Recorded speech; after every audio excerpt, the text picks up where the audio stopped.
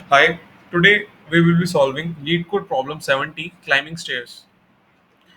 ये क्वेश्चन है तो इजी, बहुत इजी क्वेश्चंस में ये कंसीडर किया जाता है, बट ये क्वेश्चन बहुत इंपॉर्टेंट है डीपी और ट्रू डीपी, मतलब उसको ऑप्टिमाइज करने के लिए। इजी क्वेश्चन है बट बहुत ज़्यादा हेल्प करेगा तुम्हें डीपी कैसे ऑप्टिमाइज करते हैं उस कॉन्सेप्ट को समझने के लिए। कई बार हो सकता है कि तुम कहोगे कि इसमें डीपी भी क्यों ही बना रहा हूँ, डायरेक्ट तुम्हें सीधे ऑप्टिमाइज सॉल्यूशन इसका दिखाई देगा। बट यहाँ मैं तुम्हें इसकी डीपी बना के दिखाऊंगा जिससे तुम्हें पता चले कि उसको स्पेस ऑप्टिमाइज करते कैसे हैं। ठीक है, तो क्वेश्चन देखते हैं। क्वेश्चन कह रहा है you are climbing a staircase, it takes an step to reach the top. Staircase है हमारे पास एक, उसमें एन स्टेप्स हैं और हमें टॉप तक पहुंचना है। यहाँ तक ये मेरा टॉप है और यहाँ मेरा स्टार्ट है, और मेरे पास टोटल एन है। मतलब अगर एन दे रखा है, मान लो एन 3 है, तो मेरे पास टोटल 3 स्टेप्स, और ये मेरा टॉप होगा। मान लो 4 है तो ये मेरा टॉप होगा, और मैं यहाँ पे खड़ा हूँ। स्टार्टिंग पॉइंट मेरा पहला स्टेयर केस है। ठीक है, और मुझे टॉप तक पहुंचना है। टॉप मेरी है, सॉरी टॉप मेरी अलग जगह है, यहाँ तक पहुंचना। करेक्ट। तो एक बार में या तो मैं एक सीढ़ी चढ़ सकता हूँ या दो सीढ़ी चढ़ सकता हूँ, तो मुझे बताना है कि टोटल कितने तरीकों से मैं टॉप पे पहुंच सकता हूँ। तो अभी सीढ़ी को ऐसे ना देखने की बजाय ऐसे देखते हैं फ्लैट में। तो पहले मैं यहाँ पे खड़ा हूँ और मुझे यहाँ तक जाना है। टोटल मेरे पास एन 2 है, मेरे पास टोटल दो सीढ़ियाँ हैं और मैं पहली सीढ़ी पे खड़ा हूँ। सिंपल। या तो आप ऐसा मान लो कि सीढ़ी ये है और मैं खड़ा हूँ बिना किसी सीढ़ी के, कैसे भी देख सकते हो। या तो ऐसा मान लो कि टॉप मेरा सीढ़ी के बाहर है, ये मेरा स्टार्ट पॉइंट सीढ़ी के बाहर है, एक ही बात है। ठीक है, तो मैं यहाँ पे खड़ा हूँ और मुझे यहाँ पे जाना है। टोटल एन मेरा 2 है, पहली सीढ़ी दूसरी सीढ़ी। तो मेरे को पहला तरीका तो ये है कि मैं सीधे यहाँ चला जाऊँ, क्योंकि मैं 2 स्टेप्स भी चल सकता हूँ एक बार में। या फिर मैं एक ऐसे चला जाऊँ और फिर मैं यहाँ जाऊँ, एक एक करके स्टेप लूँ। ठीक है, तो एक ये हो गया, एक ये हो गया, टोटल वेस्ट कितने हो गए 2। ठीक है, अब मान लो मेरा एन 3 होता, 3 सीढ़ियाँ होती, यहाँ तक पहुँचना है, यहाँ पे खड़ा हूँ। तो पहला तरीका वही, एक एक करके चला जाऊँ। दूसरा तरीका होता पहले यहाँ कूद जाऊँ सीधा और फिर यहाँ चला जाऊँ। तीसरा तरीका होता पहले यहाँ कूद जाऊँ फिर यहाँ से 2 स्टेप ले लूँ। आंसर कितना आता? 3। ठीक है, इसी को थोड़ा और बढ़ाते हैं, एक बार 4 के लिए देखते हैं 4 में क्या हो रहा है।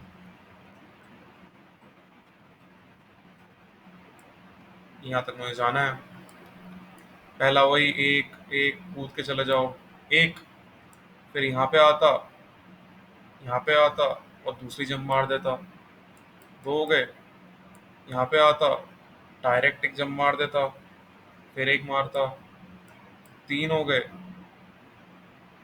यहाँ पे आता, डायरेक्ट जंप मार देता, फिर डायरेक्ट जंप मार देता, 4 हो गए। यहाँ पे आता, एक चलता फिर एक चलता, 5 हो गए। टोटल यही स्टेप्स हैं। ठीक है, इसको थोड़ा अगर तुम तोड़ के देखो तो सीन ये है कि मैं, जब मुझे यहाँ पे आने का निकालना है, ठीक है, मान लो मेरे पास कोई भी पॉइंट्स है, तो मैं यहाँ पे कहाँ, ये मैं इस पॉइंट पे कहाँ से आ सकता हूँ? मैं एक तो यहाँ से आ सकता हूँ इससे, और एक यहाँ से आ सकता हूँ। तो टोटल तरीके कितने होंगे यहाँ पे आने के? ऑब्वियसली कितनी तरीकों से मैं यहाँ पे आ सकता हूँ और कितने तरीकों से यहाँ पे आ सकता हूँ, उन दोनों का सम, ए प्लस बी का सम। करेक्ट। समझ में आया? सेम चीज अगर मुझे बी के लिए निकालनी है तो मैं देखूंगा कि ये मान लो डी है, यहाँ तक पहुंचने के डी भी होते तो डी और ए का सम बी होता। ऐसी ए कितना होता? ए मान लो ये सी है तो सी प्लस डी का सम होता। डी क्या होता? डी सी और इसका सम होता, यहाँ पे कुछ है ही नहीं तो 0। इसको भी 1 मानेंगे, सॉरी 0 नहीं है, 1 होगा सिंस यहाँ पे पहला स्टेप है, 1 कंसीडर किया जाएगा। तो एक बारी देख लेते हैं क्या बन रहा है। यहाँ तक पहुँचने के लिए कितने हैं? फिर एक तरीका है। यहाँ तक पहुँचने के लिए कितना है? 1 + 1, 2 तरीके हैं। यहाँ तक पहुँचने के लिए क्या है?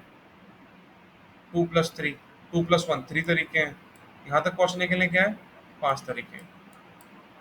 इस केस में हमने इस पॉइंट से स्टार्ट कर दिया, जबकि हम यहाँ स्टार्ट यहाँ से कर रहे थे, तो इस केस में हमारा ये यहाँ नहीं है, यहीं पर है। जैसे कि मैंने कहा था कि या तो यहाँ इसको यहाँ पे खड़ा हुआ मान लो और इसको टॉप मान लो, इसको यहाँ पे खड़ा हुआ मान लो, इसको टॉप मान लो। समझाते वक्त मैंने थोड़ा उल्टा कर दिया, मैंने इसको यहाँ पे मान लिया। ठीक है, तो अब देखते हैं इसको डीपी से कैसे कर सकते हैं। तो डीपी से ऐसे कर सकते हैं कि मेरे पास एन स्टेप्स हैं, तो मैं एन नंबर की डीपी बनाऊंगा और मुझे पता है कि पहले पे पहुंचने के लिए मुझे एक ही स्टेप लगेगा। ठीक है, और दूसरे पे पहुंचने के लिए मुझे दो स्टेप लगेंगे। मेरी डीपी ये तैयार है। ठीक है, या फिर इसको उल्टा मान लो कि n+1 की डीपी बना ली मैंने, और मैंने बोला कि 0 पे मुझे 1 लगेगा और 1 पे भी मुझे 1 लगेगा। ठीक है, तो जो भी मेरे जब भी मैं जिसका जिसका भी निकाल रहा हूँ मैं पॉइंट, उसका निकालने के लिए मुझे क्या करना है, जब भी मैं डीपी ऑफ आई कैलकुलेट कर रहा हूँ उस टाइम पे मैं क्या देख रहा हूँ कि उससे पिछले दो वालों का क्या आया था। तो मैं DP of I -1 plus DP of I -2 को अगर ऐड कर दूं तो मेरा आंसर आ जाएगा, और हो गया मेरा सॉल्व। इसी को चला दूंगा पूरे के पूरे एरे पे और डीपी की वैल्यू निकलती जाएगी। लास्ट में जो डीपी की वैल्यू होगी है ना पोजीशन पे, वो मेरा आंसर होगा। सिंपल, ये क्वेश्चन हो गया डीपी से। लेकिन अब हम इसको कर रहे हैं स्पेस ऑप्टिमाइज। वो कैसे करेंगे? सिंस हमने देखा कि जब भी मैं डीपी कैलकुलेट कर रहा हूँ मुझे सिर्फ पीछे के उसके दो ही एलिमेंट लग रहे हैं, i-1 और i-2, तो मैं n+1 साइज की डीपी लूँ ही क्यों? है कि नहीं? जब मेरा डीपी सिर्फ दो साइज से काम चल जाएगा, मतलब अगर मैं डीपी बनाऊं दो साइज की, ठीक है, तब भी मेरा काम चल जा रहा है, क्योंकि मुझे पीछे के दो ही एलिमेंट तो चाहिए, और तो कुछ चाहिए ही नहीं। सिंपल। और दो एलिमेंट की जगह हम क्या करते हैं, हम दो वेरिएबल ले लेते हैं दो साइज की डीपी की जगह, और ये हो जाता है क्वेश्चन। अगर आप इसको ध्यान से देखो तो आपको दिख रहा होगा पीछे के दो मिलके आगे का दे रहे हैं। इस सीरीज का एक नाम भी है, इस सीरीज को हम बोलते हैं फिबोनाची सीरीज या फिबोनाची सीरीज, जो भी आप प्रोनाउंस करें। तो आपको क्लियर हो रहा है, इससे आपको थोड़ा समझ में आएगा कि डीपी ऑप्टिमाइज कैसे कर रहे हैं। डीपी ऑप्टिमाइज हम ऐसे कर रहे हैं कि हमने डीपी को एनालाइज किया कि हम उसकी प्रीवियस कौन कौन सी स्टेट्स को हम यूज कर रहे हैं।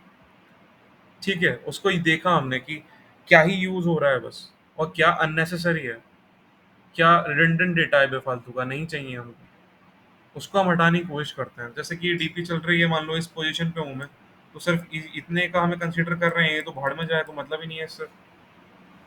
तो वही कर रहे हैं, सिर्फ इन दोनों को लेके चलेंगे, बाकी डीपी बनाई क्यों रहे हैं। सेम केस होता है जब हम डीपी बनाते हैं एन स्क्वायर की। कई बार हमें बस, मान लो ये एन स्क्वायर की डीपी बनाता हूँ मैं, सिर्फ मुझे एक टाइम पे एक ही पर्टिकुलर इस वेक्टर से मतलब होता है, ऊपर वाले से होता ही नहीं है, तो मैं एन एन स्क्वायर की बनाते क्यों, सीधे एन की बनाए। सिंपल, यही होता है डीपी ऑप्टिमाइजेशन। तो सिंस आपको पता चल चुका है कि ये कुछ नहीं है क्वेश्चन, तो वैसे ये डीपी का है भी नहीं, ये सिंपल एक फिबोनाची सीरीज है। बट जो फिबोनाची सीरीज प्रिंट करने का तरीका है एक्चुअली में वो एक ट्रू डीपी का तरीका है। ट्रू डीपी क्या होती है? ट्रू डीपी होती है जो कि एकदम मोस्ट ऑप्टिमाइज चीज हो चुकी है, उससे ज़्यादा ना स्पेस ऑप्टिमाइज हो सकती है, ना ही कॉम्प्लेक्सिटी वाइज ऑप्टिमाइज हो सकती है।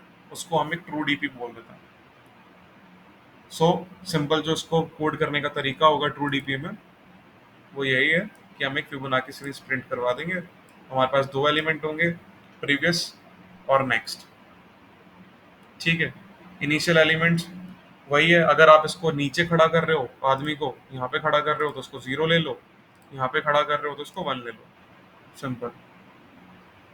नीचे खड़ा कोड हमने नीचे खड़ा करके रखा है तो 0 और 1 हो गया, और फिबोनाची सीरीज हमने प्लस कर दी कि जो भी हमारा नया एलिमेंट है उसमें प्रीवियस 1 प्लस प्रीवियस 2, और प्रीवियस 2 में नेक्स्ट वाला, मतलब कि हुआ क्या, 1 1 2 3 था। सॉरी, 1 1 2 3 5, यही तो सीरीज है। क्या हो रहा है, ए बी ऐड हुआ और बी में चला गया, और बी में ए आ गया। ए बी ऐड हुआ, बी में चला गया, और बी में ए आ गया। वही हो रहा है। सॉरी, ए में बी आ गया और बी में ए प्लस बी चला गया, क्या बोल दिया मैंने। ठीक है, आगे बढ़ा दिया, आगे बढ़ा दिया, आगे बढ़ा दिया, और बात डन कर दिया, बात खत्म, सबमिट। आई होप आप लोगों को समझ में आया हो कि डीपी ऑप्टिमाइज करनी क्यों है, करते कैसे हैं। ठीक है, एक अच्छे डीपी अप्रोच की तरफ कैसे जाना। क्वेश्चन ईजी है बट एक कॉन्सेप्ट बहुत अच्छा समझा के जाता है, बहुत बेसिक समझाता है डीपी के बारे में। Thank you.